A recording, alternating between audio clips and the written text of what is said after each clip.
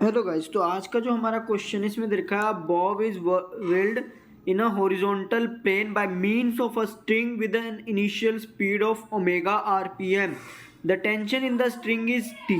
If speed become 2 omega will keeping the same radius the tension in the string becomes.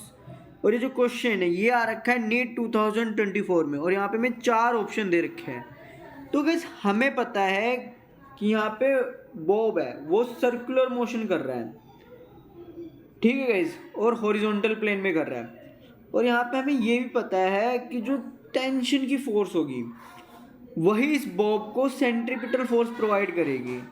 तो guys यहाँ पे मैं लिख दूंगा T is equal to M omega square R, क्योंकि हमें पता है कि जो सेंट्रीपिटल फोर्स का फॉर्मूला तो क्या होता है एम ओमेगा स्क्वायर आर, ठीक है.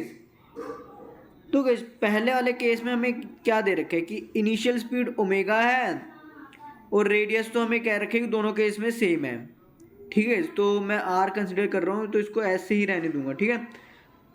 और बॉब का मास भी हम एम ही कंसिडर करेंगे तो उसको भी यहाँ पे हमने एम ऐसे ही रहने देंगे, ठीक है. अब गाइस सेकेंड केस में क्या हुआ कि जो स्पीड है उसको 2 ओमेगा कर दिया गया है और रेडियस को सेम रखा गया है.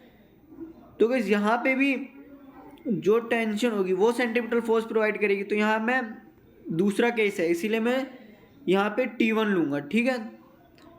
और ओमेगा की जगह हम पुट कर देंगे 2 ओमेगा और उसका स्क्वायर कर देंगे. तो जो हमारा T1 आएगा वो आएगा 4m ओमेगा स्क्वायर आर. तो गाइस अब हमें यहाँ पे फाइंड करना है कि ये T1 T से ना कितना ज़्यादा होगा. तो उसके लिए हम क्या करेंगे कि जो ये फर्स्ट वाली इक्वेशन है मैं इसको सेकंड से डिवाइड कर दूंगा. तो आप देख सकते हैं मैंने यहाँ डिवाइड कर दिया है.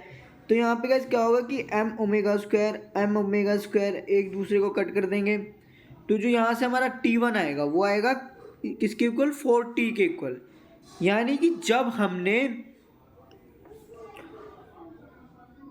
स्पीड को 2 ओमेगा क्या है तो जो टेंशन है वो इनिशियल टेंशन के 4 टाइम्स हो जाएगी, ठीक है. तो इस हिसाब से इस क्वेश्चन के लिए जो सही ऑप्शन होगा वो होगा ऑप्शन नंबर सेकंड.